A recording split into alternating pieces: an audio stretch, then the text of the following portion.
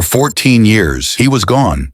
Not hiding, not running, just living. Going to work, going to church, coaching Little League. The kind of man you'd wave to in the grocery store. Dennis Rader had killed 10 people between 1974 and 1991. And then he stopped communicating. Completely. The BTK killer, bind, torture, kill, simply went silent. And in that silence, he nearly got away with it. The Wichita police had nothing, no leads, no forensics that meant anything, no witnesses who could identify him. The case went cold, then colder. By the early 2000s, most people assumed he was dead or in prison for something else. Or maybe he'd moved. Maybe he'd never kill again. That's the strange thing about Dennis Rader. He didn't kill again, not after 1991. 13 years passed, then 14. He was done. His family didn't know. His friends didn't suspect. His co-workers at the city compliance office saw him write up violations for tall grass and barking dogs.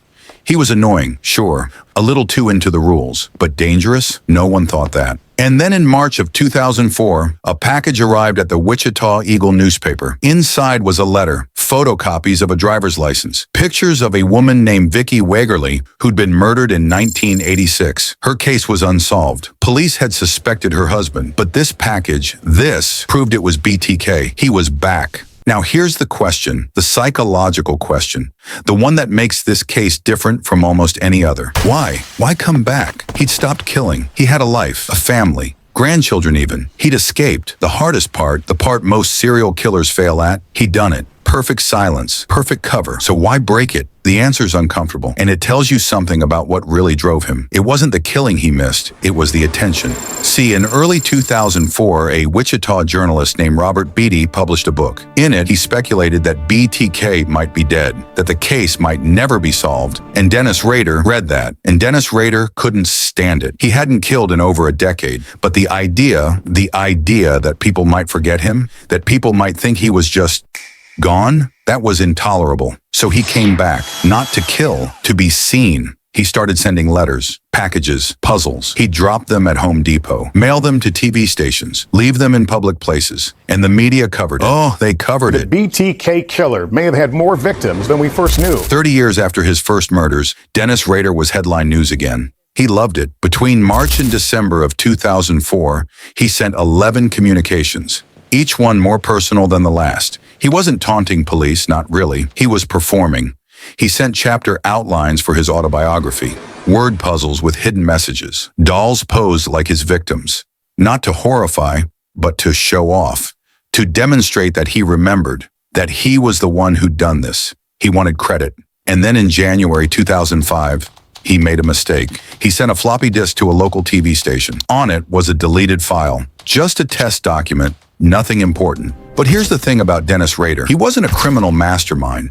He wasn't some genius outsmarting the system. He was a 59-year-old compliance officer who didn't really understand how computers worked. Before sending that disk, he'd done something almost funny. If it wasn't so pathetic, he'd asked the police a question. In one of his previous letters, he'd written, "Can they trace a floppy disk? Be honest." And the police answered in a newspaper ad. He said, "No, a disk can't be traced." They lied, obviously. But Dennis Rader believed them, because in his mind, he and the police were in dialogue. They were colleagues. They respected each other. He thought they were playing fair. So he sent the disk. And when police forensic analysts examined it, they found metadata, a deleted Word document, file properties that showed the last person to use it, the username, Dennis. The organization, Christ Lutheran Church. It took them less than a week. There was only one Dennis associated with Christ Lutheran Church who fit the physical description from old witness accounts. Dennis Rader, compliance officer, Cub Scout leader, church congregation president. They got a warrant for his daughter's medical records at Kansas State University. Ran the DNA. Perfect match. On February 25th, 2005,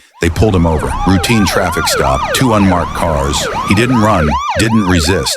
He asked, "How'd you catch me?" And when they told him the floppy disk, the metadata, the church, he looked almost embarrassed, not ashamed, not remorseful, embarrassed.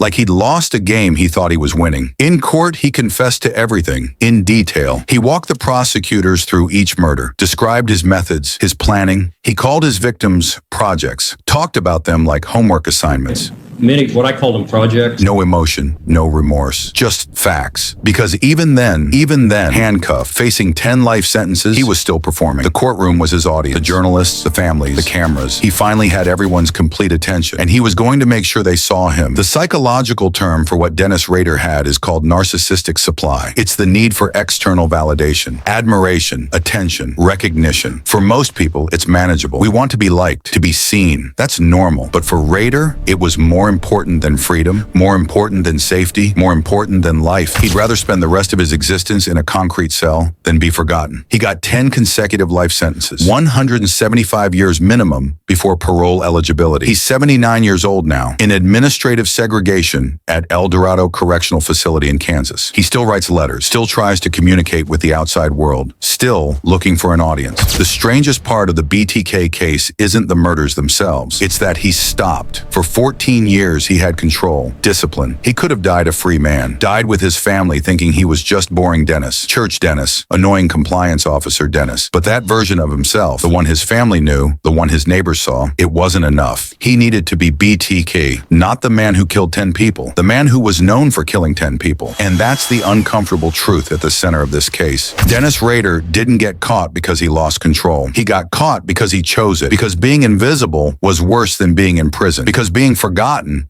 was worse than being hated. He wanted to be seen, and now he'll be seen forever, just not the way he imagined.